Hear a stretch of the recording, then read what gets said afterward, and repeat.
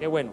Capítulo 2, versículo 1 dice: cuando llegó el día de Pentecostés, estaban todos unánimes, juntos, y de repente vino del cielo un estruendo, como de un viento recio que soplaba. Llenó toda la casa donde estaban sentados, y se les aparecieron, ¿qué cosa?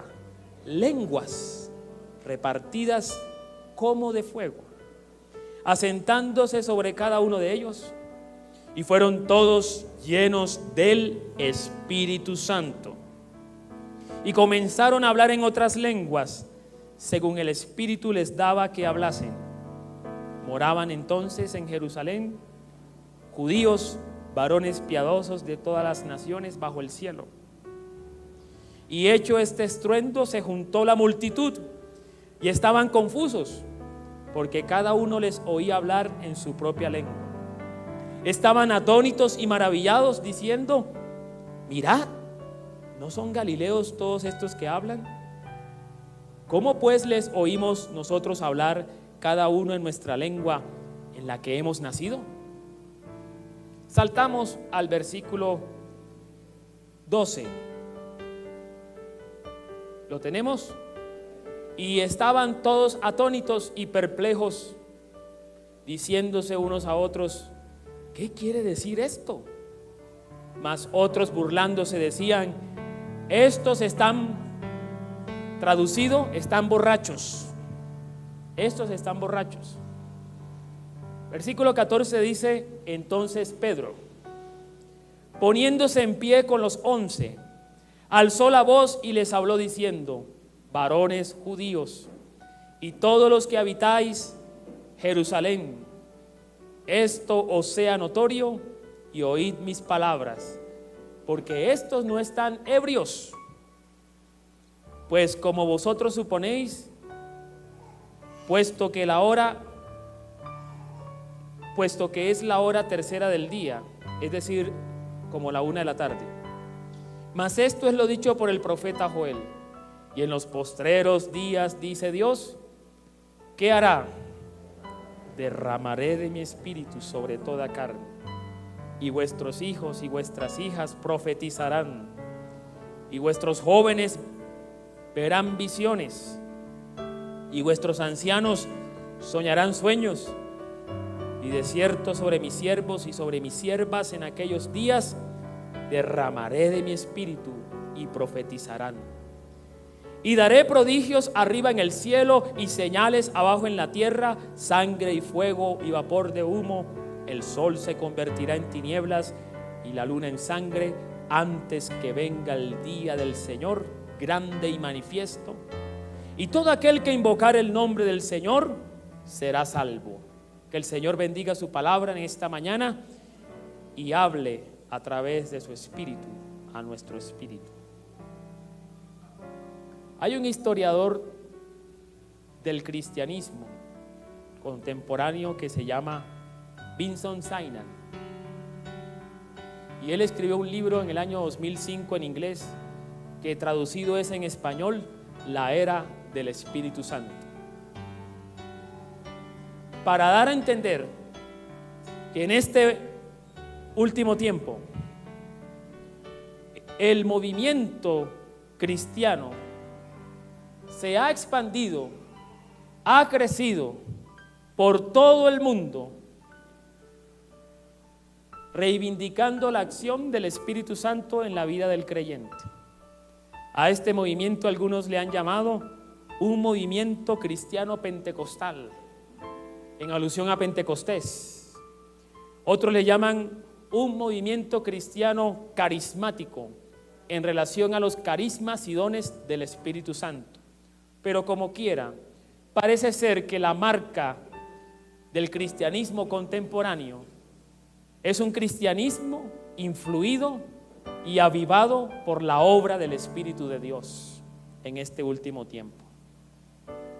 También hay que decir que paradójicamente este último tiempo no es un tiempo fácil, es un tiempo difícil, donde a lo bueno se le llama malo y a lo malo se le llama bueno, Es un tiempo en el cual tenemos una sociedad que está gobernada por el deseo propio, por la voluntad propia, y que hace lo que quiere, porque según parece, hacer lo que a uno se le antoja, a eso se le llama libertad.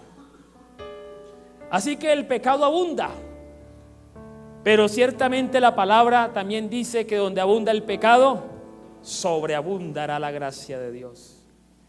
Y esa gracia se manifiesta con la obra del Espíritu Santo en la vida de la iglesia, en la vida de cada creyente que vive en esa llenura del Espíritu Santo. ¿Qué es el Espíritu Santo y quién es? Jesucristo dijo en Juan 16:7: yo os digo la verdad, os conviene que yo me vaya, porque si no me voy, el Consolador no vendrá a nosotros, pero si me voy, yo lo enviaré. Juan 14:26 dice: pero el Consolador, el Espíritu Santo, a quien el Padre enviará en mi nombre, Él va a enseñar todas las cosas y va a recordar todo lo que yo os he dicho. Y primero a los Corintios capítulo 2 versículo 12 al 13 dice: y nosotros, refiriéndose a la iglesia, a los cristianos, y nosotros no hemos recibido el espíritu de este mundo, sino que hemos recibido el Espíritu que viene de Dios, para que entendamos las cosas que son de Dios, que Dios, y la bondad que Él nos ha dado. Hay una verdad que tal vez la has olvidado o tal vez no la sabes, y es que si tú y yo hemos decidido entregarnos a Cristo y seguir su camino, ahora el Espíritu de Dios, el Espíritu Santo, está sobre ti, está sobre mí, está sobre todos nosotros, está sobre la vida de la iglesia. Así que es necesario tener presente, y a propósito de este mes, que definitivamente necesitamos desarrollar una vida cristiana no religiosa, pero sí llena del poder del Espíritu de Dios, porque es con este poder que venceremos. Es con este poder que podemos levantar la victoria que Jesucristo ya nos dio en la cruz. Es con este poder que podemos perseverar en un tiempo de incredulidad, en un tiempo de tanto esnovismo, en un tiempo difícil. No es con nuestro poder, es con el poder del Espíritu de Dios. Por eso la iglesia debe entender y procurar la llenura del Espíritu Santo. Pero ¿cómo uno va a llenarse del Espíritu Santo si no lo conoce? Si no sabe para qué ha venido. En el relato que acabamos de leer de Pentecostés, porque aquí es la fiesta de Pentecostés que se está celebrando en este capítulo de Hechos. Pentecostés era una fiesta muy importante para el pueblo judío. Después de la Pascua era la segunda fiesta. 50 días después de la Pascua, es decir, del día de la independencia o del día nacional del pueblo judío, se celebraba Pentecostés. Y se celebraba alrededor del templo. Por eso venían judíos de todas partes del mundo. Los judíos de la diáspora que hablaban diferentes idiomas se congregaban en Jerusalén en el día de Pentecostés. Pero nótese, este Pentecostés fue diferente, porque fue en este Pentecostés que se derramó el Espíritu Santo sobre la primera comunidad de creyentes después que Cristo ascendió a los cielos. Así que estos creyentes que habían sido testigos de la obra de Cristo, ahora que Él no estaba, se sentían solos, se sentían abandonados, se sentían llenos de miedo. Pero pasó algo. Dice la Escritura que ellos estaban ¿cómo? Juntos. No estaban hablando sobre la última novela que sucedió, no. Eran juntos con un propósito. ¿Qué estaban haciendo? Orando.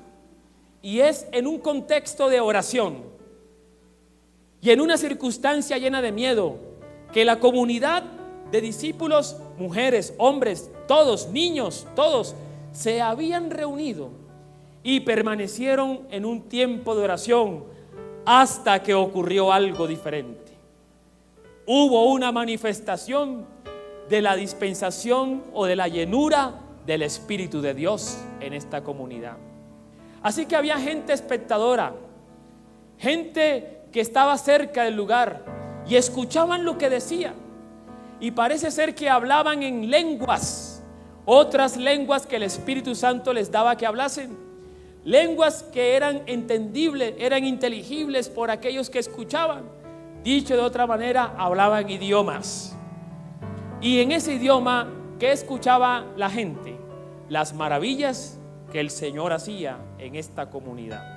Así que se preguntaron, ¿cómo es posible que estos campesinos, porque la expresión Galileos aquí tiene que ver con una expresión de discriminación, tiene que ver con una expresión que estigmatizaba a aquellos que hablaban lenguas? Es como decir, ¿y estos campesinos por qué hablan de esa manera? ¿Y estos iletrados por qué hablan de esta manera? Decían algunos orgullosos de aquella época.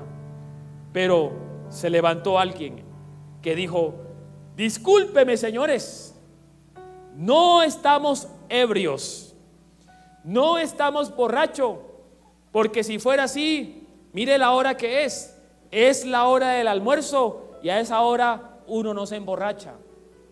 Y esa persona se llamaba Pedro.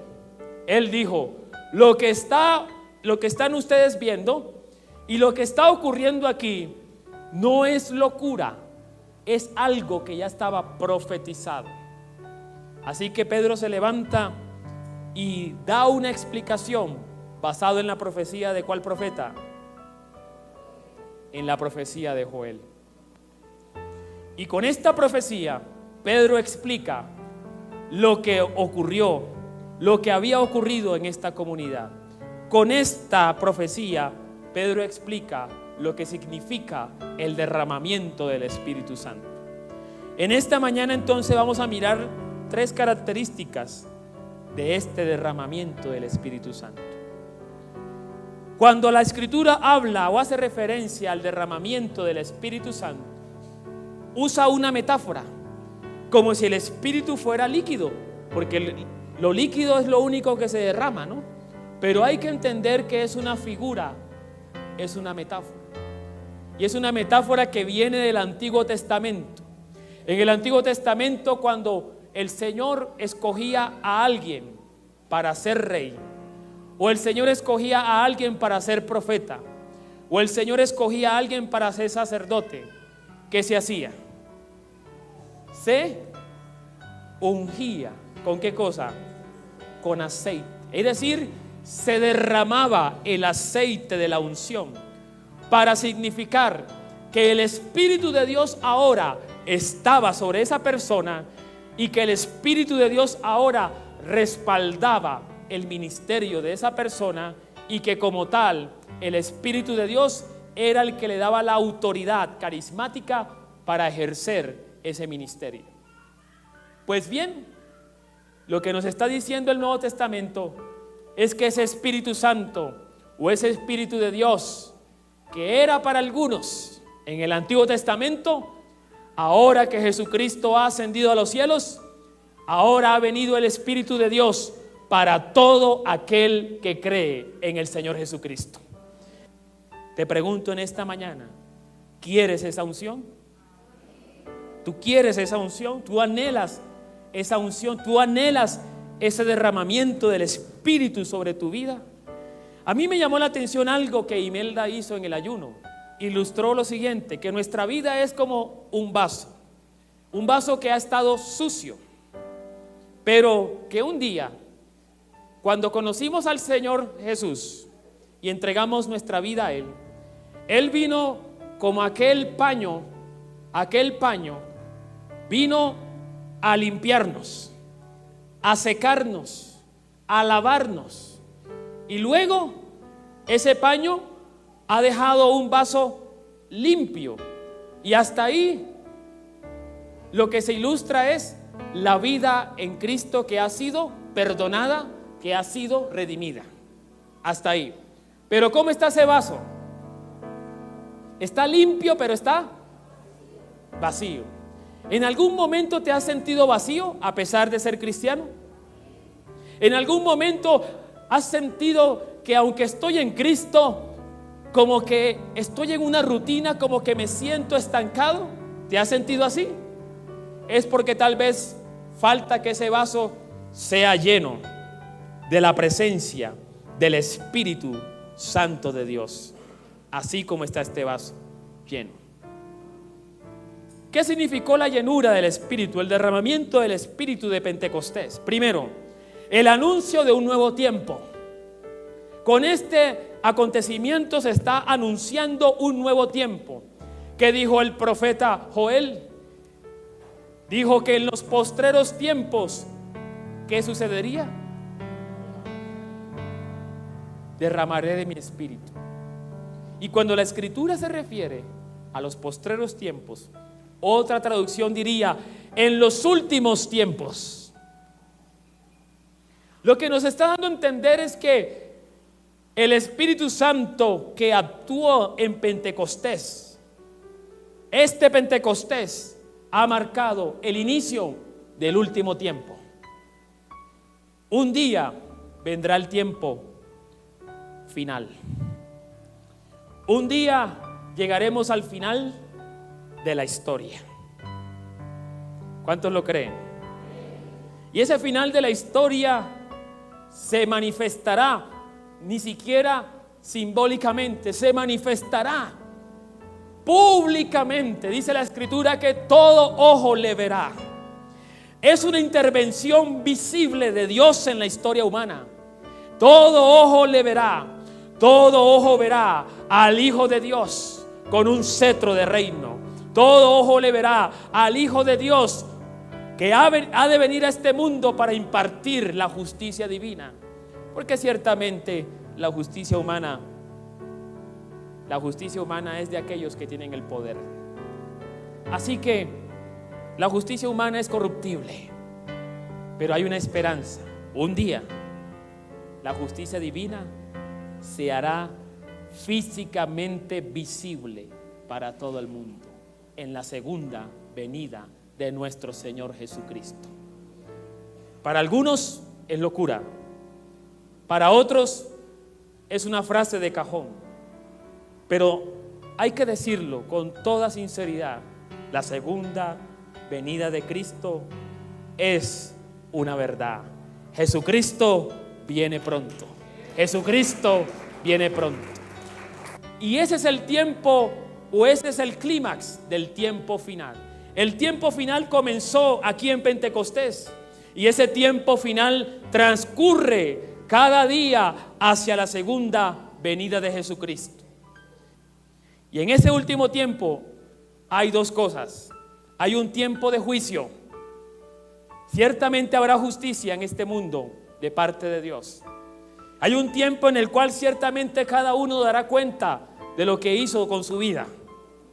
Hay un tiempo en el cual cada uno será juzgado según sus obras, según lo que ha hecho con la vida.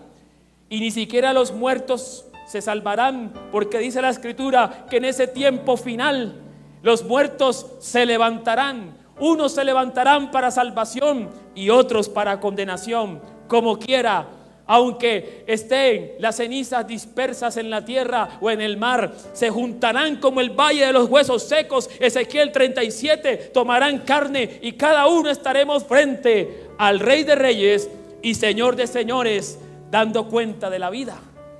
Ciertamente ese día llegará, pero también tiene otro significado, y es el siguiente: que entre tanto llega el tiempo de juicio final, hay un tiempo de gracia, hay un tiempo de salvación, hay un tiempo de restauración, hay un tiempo de liberación.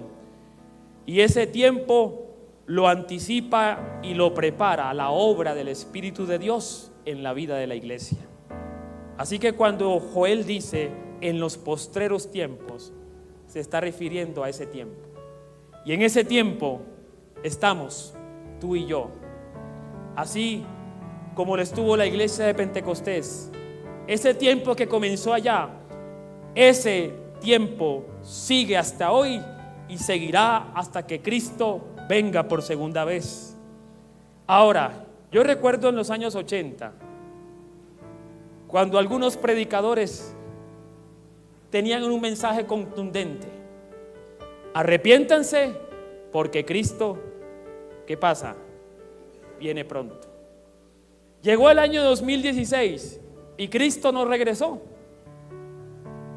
Así que esto ha causado un sentimiento de conformismo en la vida de la iglesia. Como Cristo no vino, entonces ya no vivamos para el cielo, vivamos para este mundo. Vivamos y pongamos nuestra esperanza en este mundo, en el confort de este mundo. El otro extremo, el conformismo. El conformismo. Ahora bien, si esta esperanza ya no está en tu vida, eso no quiere decir que Cristo no venga. Porque ciertamente segunda de Pedro dice, capítulo 3, versículo 9, dice: el Señor no retarda su promesa, como algunos lo tienen por tardanza, sino que es paciente para con nosotros, no queriendo que ninguno perezca, sino que todos procedan al arrepentimiento. ¿Eso cómo se llama? Tiempo de salvación, tiempo de gracia. Pero escucha bien, el tiempo de gracia tiene un límite. Entre tanto, llega la última fase del tiempo final.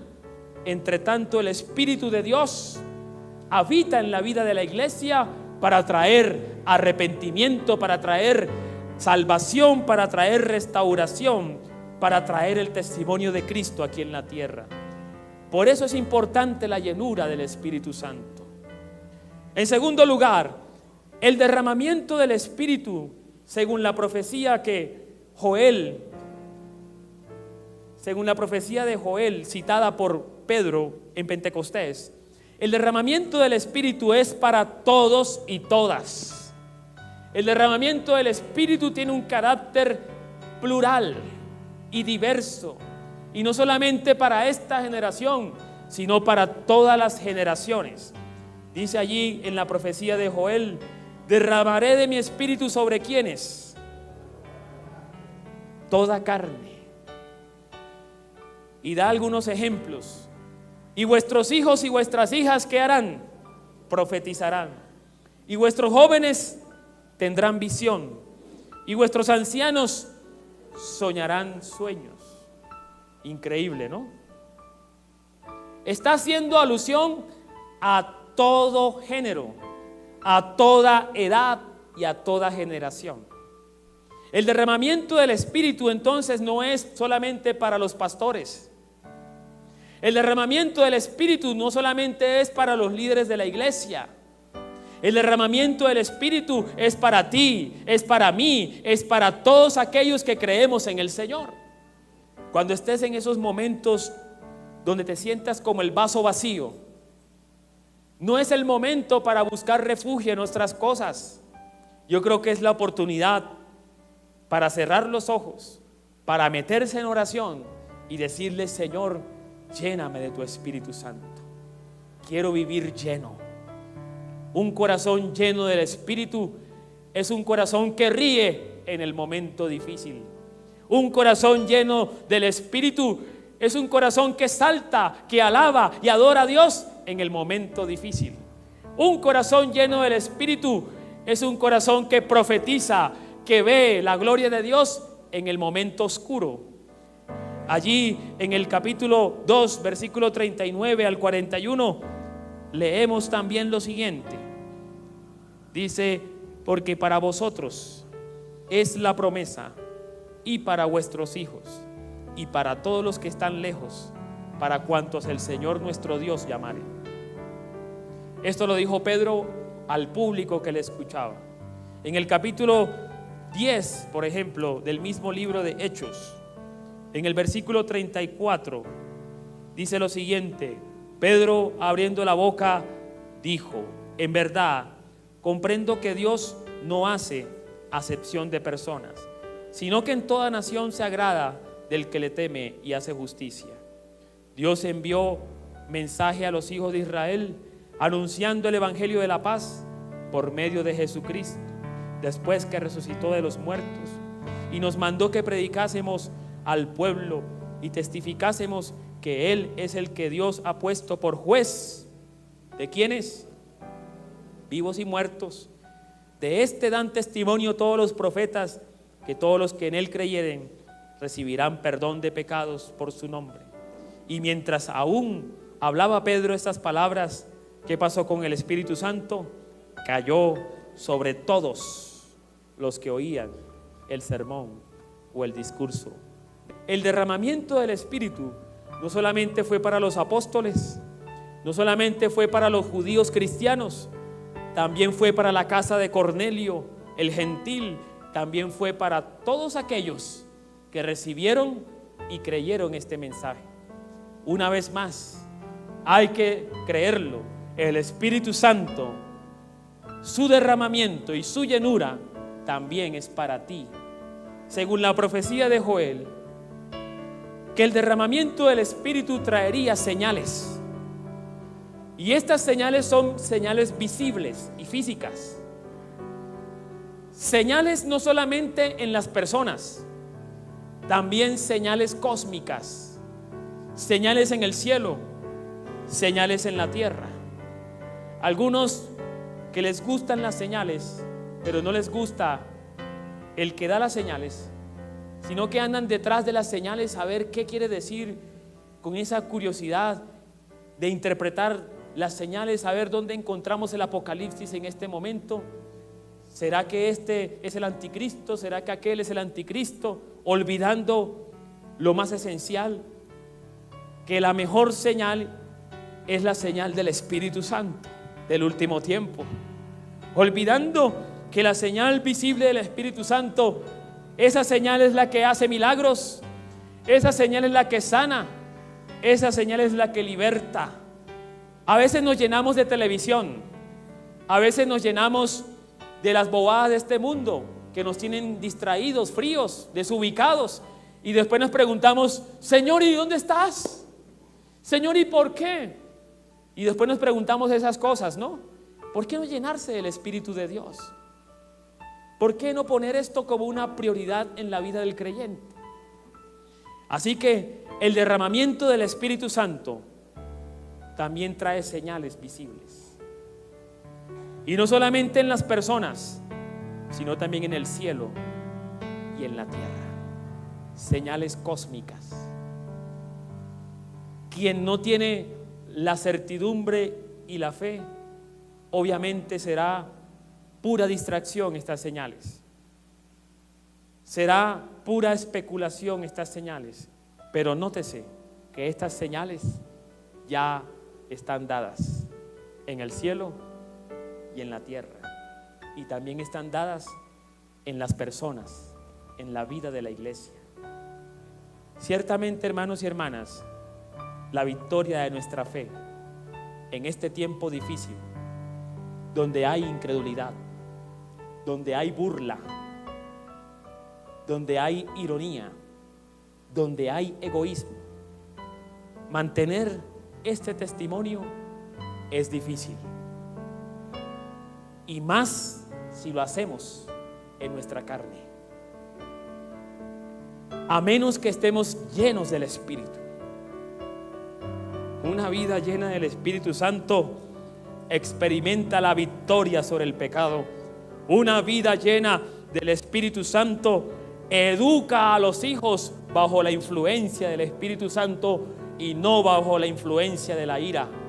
Una vida llena del Espíritu Santo realiza su trabajo con excelencia, con amor y no con amargura del corazón. Una vida llena del Espíritu Santo testifica de Cristo donde quiera que vaya. Una vida llena del Espíritu Santo se levanta en intercesión cuando viene el tiempo malo, se levanta en intercesión, no le teme a las tinieblas cuando hay opresión espiritual, se levanta en intercesión y ve la gloria del Señor. Eso ocurre cuando hay una vida llena del Espíritu Santo de Dios. ¿Cuántos dicen amén? Oremos por esta palabra en esta mañana. Aleluya.